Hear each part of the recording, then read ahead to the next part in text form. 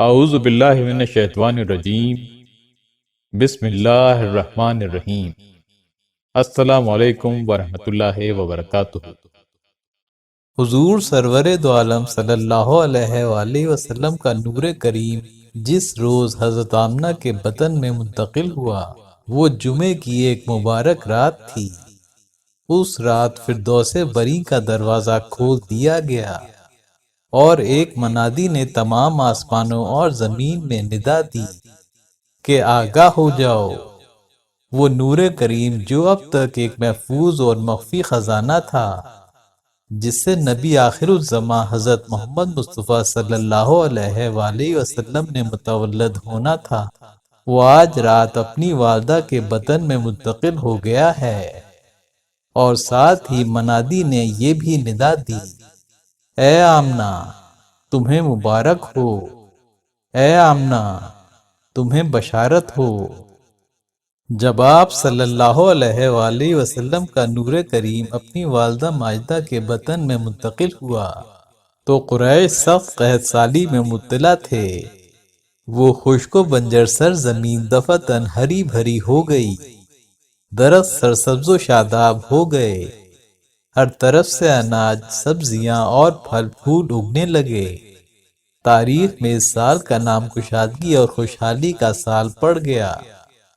حضرت ابن عباس سے روایت ہے کہ جس رات حضور صلی اللہ علیہ وآلہ وسلم اپنی والدہ ماجدہ کے بطن میں تشریف لائے، اس رات قریش کے گھروں میں جتنے بھی چوپائے تھے اپنی اپنی زبانوں میں بآواز بلند پکار اٹھے کہ رب کعبہ کی قسم، آج رسول اللہ صلی اللہ علیہ وآلہ وسلم اپنی والدہ کے بطن میں تشریف لے آئے ہیں۔ حضرت بی بی آمنہ فرماتی ہیں کہ جب آپ صلی اللہ علیہ وآلہ وسلم میرے بطن میں تشریف لائے تو مجھے خواب میں بشارت دی گئی کہ آپ اس امت کے سردار کے ساتھ حاملہ ہوئی ہیں۔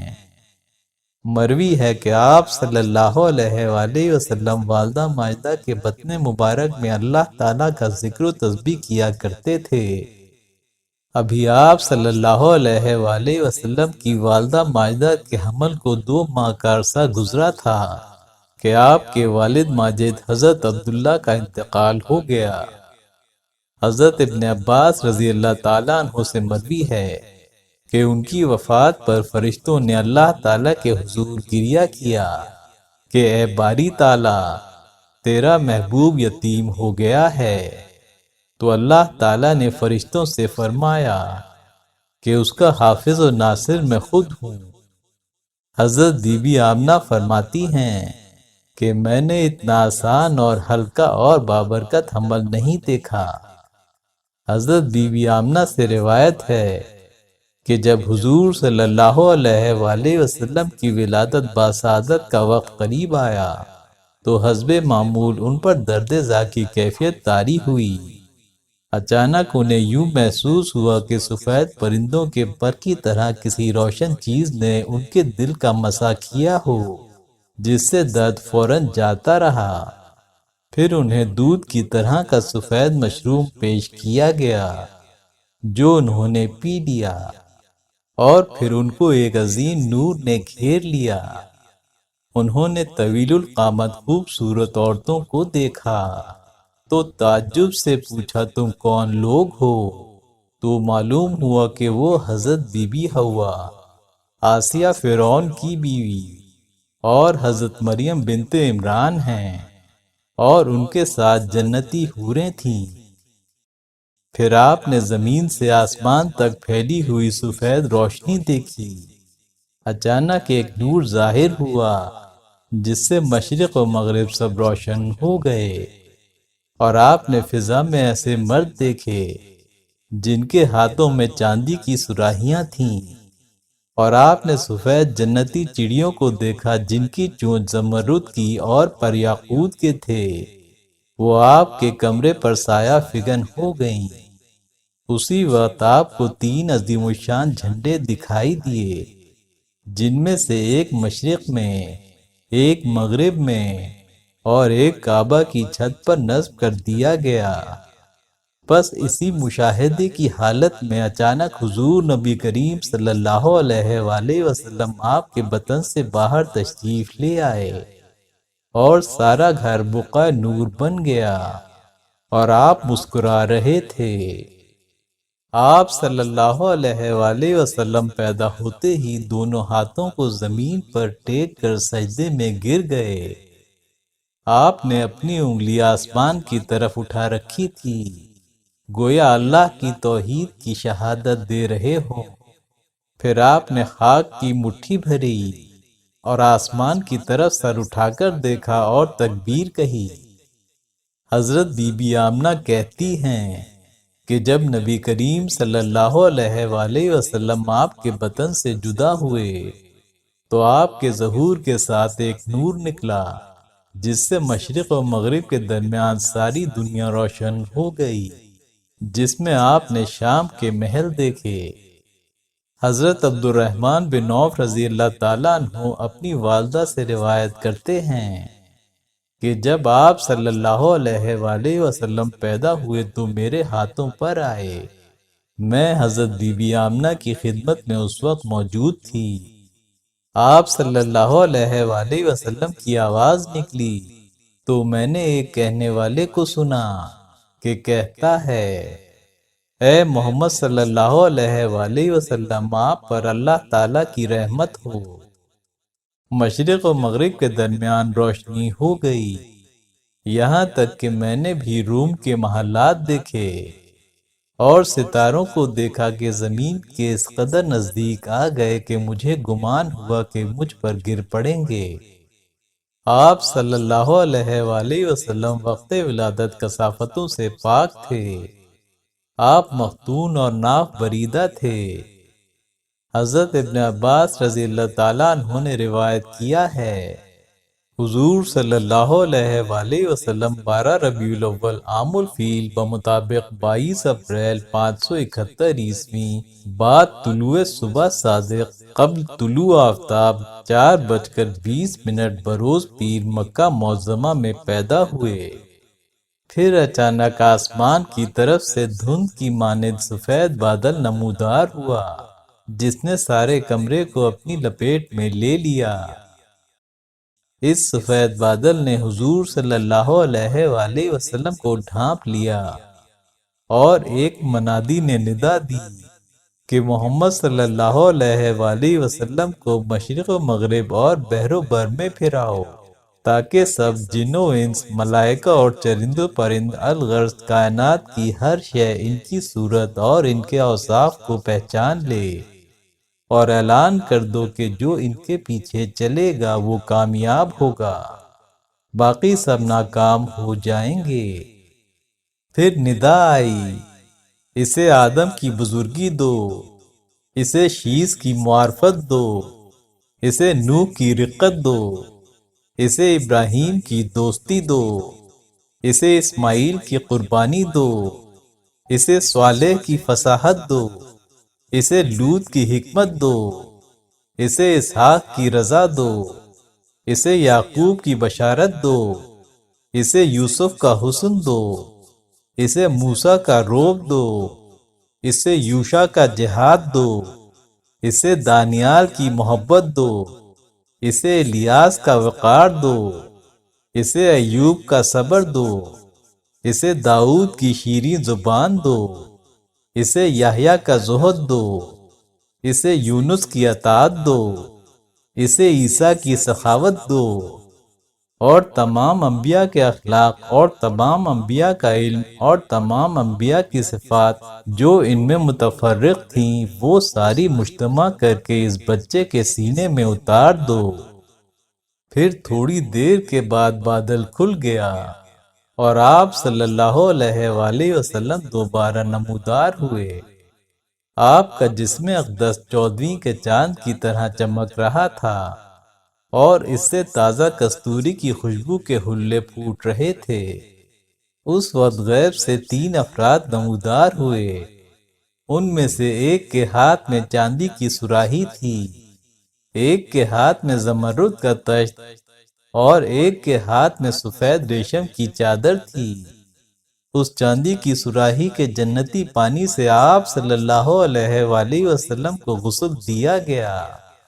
آپ کے دونوں شانوں کے درمیان مہر لگائی گئی جو زمرد کے تشت میں رکھی ہوئی تھی، اور پھر آپ صلی اللہ علیہ وآلہ وسلم کو سفید ریشم کی چادر میں لپیٹ کر لٹا دیا گیا۔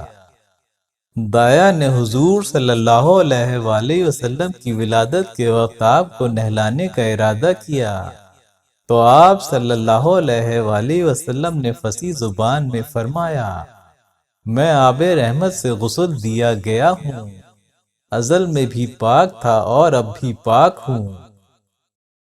جب آپ صلی اللہ علیہ وآلہ وسلم سیدہ آمنہ کی گود میں بزم آرائے جہاں ہوئے تو تشریف آوری کے باعث زمین پر نور ہو گئی اور فضائیں جگمگا اٹھیں۔ حضور نبی کریم صلی اللہ علیہ وآلہ وسلم کی پیدائش سے متعلق بہت سے ایسے واقعات رونما ہوئے جو حیرت انگیز ہیں۔ آپ صلی اللہ علیہ وآلہ وسلم کی والدہ ماجدہ کو بار حمل محسوس نہیں ہوا، اور دوران حمل حضرت بی بی آمنہ نے ایک نور دیکھا جس سے شہر بصرہ اور شام کے محلات روشن ہو گئے۔ جب آپ صلی اللہ علیہ وآلہ وسلم کی ولادت کا وقت قریب آیا تو حرم شریف کی پس زمین اور ٹیلے روشن ہو گئے اور خانہ کعبہ نور سے معمور ہو گیا۔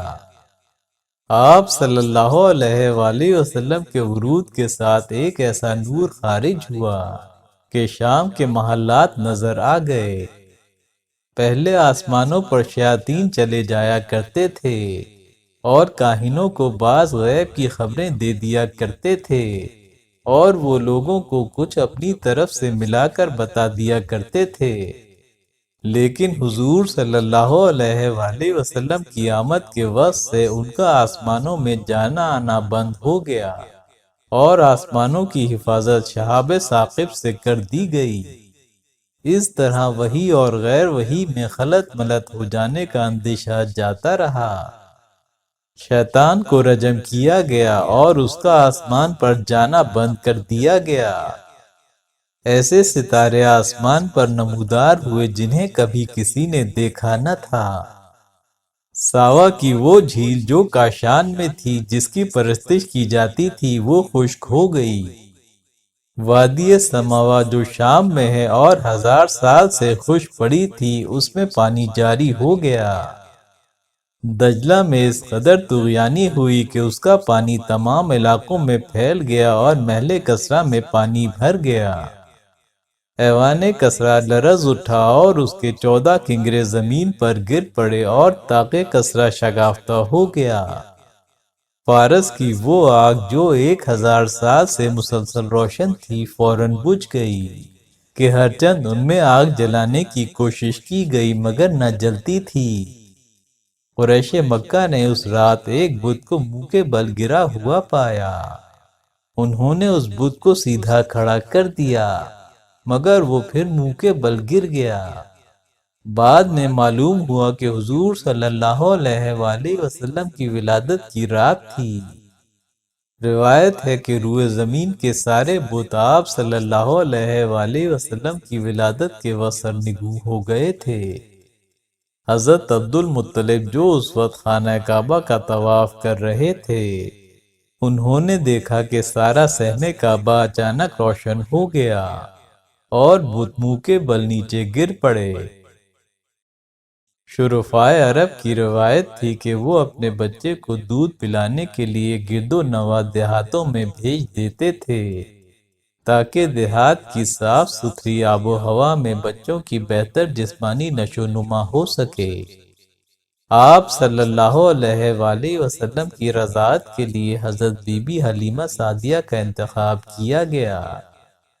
حضرت بی بی حلیمہ فرماتی ہیں کہ انہوں نے جب حضور صلی اللہ علیہ وآلہ وسلم کو پہلی مرتبہ دیکھا تو آپ صلی اللہ علیہ وآلہ وسلم دودھ سے زیادہ سفید اونی کپڑے میں لپٹے ہوئے تھے اور آپ سے مشک و عنبر کی خوشبوئیں لپٹیں مار رہی تھیں۔ حلیمہ سعدیہ فرماتی ہیں کہ میں نے چاہا کہ آپ کو نیند سے بیدار کر دوں، مگر میں آپ کے حسن و جمال پر فریفتہ ہو گئی۔ پھر میں نے آہستہ سے قریب ہو کر اپنا ہاتھ آپ کے سینہ مبارک پر رکھا تو آپ نے تبسم فرما کر اپنی آنکھیں کھول دیں اور میری طرف نظر کرم اٹھائی تو آپ کی چشمان مبارک سے ایک نور نکلا جو آسمان تک پرواز کر گیا۔ حضرت حلیمہ جب آپ صلی اللہ علیہ وآلہ وسلم کو لے کر آئیں تو ان کی سوئی ہوئی قسمت بیدار ہو گئی۔ آپ صلی اللہ علیہ وآلہ وسلم کے بی بی حلیمہ کی گود میں آتے ہی باران رحمت کی طرح برکات نبوت کا ظہور شروع ہو گیا۔ رحمت باری تعالیٰ سے حضرت حلیمہ نے سرور عالم صلی اللہ علیہ وآلہ وسلم اور ان کے رضائی بھائی کو خوب شکم سیر ہو کر دودھ پلایا اور دونوں آرام سے سو گئے۔ ادھر اونٹنی کو دیکھا تو اس کے تھن دودھ سے بھر گئے تھے۔ حضرت حلیمہ کے شوہر نے اس کا دودھ دوہا اور میاں بیوی دونوں نے خوب سیر ہو کر دودھ پیا۔ حضرت حلیمہ کا شوہر حضور صلی اللہ علیہ وآلہ وسلم کی یہ برکتیں دیکھ کر حیران رہ گیا اور کہنے لگا کہ حلیمہ تم بڑا ہی مبارک بچہ لائی ہو۔ حضرت حلیمہ نے کہا کہ واقعی مجھے بھی یہی امید ہے کہ یہ نہایت ہی بابرکت بچہ ہے اور اللہ کی رحمت بن کر ہم کو ملا ہے، اور مجھے یہی توقع ہے کہ اب ہمارا گھر خیر و برکت سے بھر جائے گا، اور ایسا ہی ہوا۔ حضرت حلیمہ فرماتی ہیں کہ ان کی سواری بہت سست تھی، مگر جب حضور صلی اللہ علیہ وآلہ وسلم اس پر سوار ہوئے تو وہ بہت چست ہو گئی اور اپنی گردن تان کر سارے قافلے کے آگے آگے چلنے لگی۔ جب ہم کعبہ کے سامنے پہنچے تو سواری نے 3 سجدے کیے۔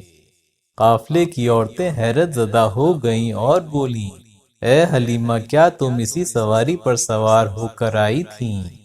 اس وقت یہ اتنی سست تھی، یا تم نے کوئی دوسری تیز رفتار سواری خرید لی ہے؟ جس جگہ حضرت حلیمہ سعدیہ کا قافلہ قیام کرتا وہ جگہ سرسبز و شاداب ہو جاتی اور ہر درخت حضور صلی اللہ علیہ وآلہ وسلم کو سلام کرتا اور اس کا سایہ آپ صلی اللہ علیہ وآلہ وسلم کی طرف جھک جاتا۔ حضرت حلیمہ فرماتی ہیں کہ جب وہ حضور صلی اللہ علیہ وآلہ وسلم کو لے کر اپنی آبادی میں پہنچی تو تمام آبادی خوشبو سے مہک گئی جیسے مشک کی خوشبو ہو۔ الغرض جب وہ اپنے گھر پہنچی وہاں سخت قحط پڑا ہوا تھا، تمام جانوروں کے تھن میں دودھ خشک ہو چکے تھے، لیکن گھر میں قدم رکھتے ہی میری بکریوں کے تھن دودھ سے بھر گئے۔ سرکار صلی اللہ علیہ وآلہ وسلم کی برکت سے سوکھے پودے اور مرجھائی ہوئی ڈالیوں میں یکایک جان سی پڑ گئی۔ خشک کھیتیاں لہلہانے لگیں جیسے کسی نے ان پر آب حیات چھڑک دیا۔ نہ صرف سارا علاقہ سرسبز و شاداب ہو گیا بلکہ حضرت حلیمہ کے اونٹ اور بکریاں بھی تعداد میں زیادہ ہو گئیں۔ حضرت حلیمہ فرماتی ہیں اب روزانہ ان کی بکریاں جب چراگاہ سے واپس گھر آتی تو ان کے تھن دودھ سے بھرے ہوتے، حالانکہ پوری بستی میں اور کسی کو اپنے جانوروں کا ایک قطرہ دودھ نہیں ملتا تھا۔ حضرت حلیمہ رضی اللہ تعالیٰ عنہ فرماتی ہیں کہ جس دن سے حضور صلی اللہ علیہ وآلہ وسلم ہمارے گھر میں جلوہ افروز ہوئے، انہیں رات کو چراغ جلانے کی ضرورت پیش نہ آتی تھی، کیونکہ حضور صلی اللہ علیہ وآلہ وسلم کے نور سے سارا گھر روشن رہا کرتا تھا۔ جب انہیں اندر جانے کی ضرورت ہوتی تو آپ صلی اللہ علیہ وآلہ وسلم کے نور سے اندھیری کوٹری روشن ہو جاتی اور جو چیز بھی درکار ہوتی اس روشنی میں بآسانی مل جاتی۔ حضرت حلیمہ رضی اللہ تعالیٰ عنہ فرماتی ہیں کہ حضور صلی اللہ علیہ وآلہ وسلم کا جھولا کبھی ان کے ہلانے کا محتاج نہ ہوا۔ فرشتے آپ صلی اللہ علیہ وآلہ وسلم کے پنگوڑے کو جھلاتے رہتے تھے۔ حضور صلی اللہ علیہ وآلہ وسلم اپنے پنگوڑے میں لیٹے ہوتے تو چاند کی طرف راغب ہوا کرتے تھے اور اکثر اس سے باتیں کیا کرتے تھے۔ جب حضور چاند کی طرف انگلی اٹھا کر اشارہ فرماتے تو چاند آپ کی انگلی مبارک کے اشارے سے حرکت کرتا تھا۔ بنی سعد کے لوگوں میں سے کسی کے جسم میں کوئی بیماری پیدا ہوتی تو وہ شخص حضور صلی اللہ علیہ وآلہ وسلم کا دست مبارک اپنی بیماری کی جگہ پر رکھتا اور اسے فوراً شفا ہو جاتی۔ صرف انسان ہی نہیں بلکہ جانور بھی آپ کے دست مبارک سے شفا پاتے تھے۔ دھوپ میں بادل آپ صلی اللہ علیہ وآلہ وسلم پر مسلسل سایہ فگن رہتا، جب آپ ٹھہرتے تو وہ بھی ٹھہر جاتا اور جب آپ چلتے تو وہ بھی چل پڑتا۔ حضرت حلیمہ فرماتی ہیں کہ ایک روز حضور صلی اللہ علیہ وآلہ وسلم اپنے رضائی بہن بھائیوں کے ہمراہ جنگل میں بکریاں چرانے کے لیے گئے تو اس دن شام کو ہم لوگ ان کے انتظار میں کھڑے ہو گئے۔ ہم نے دیکھا کہ آپ صلی اللہ علیہ وآلہ وسلم کی روشنی چاروں طرف پھیل رہی تھی اور بکریاں آپ کے قدموں سے لپٹی چلی آتی تھیں۔ ایک بکری کا پاؤں بی بی حلیمہ کے بیٹے نے توڑ دیا۔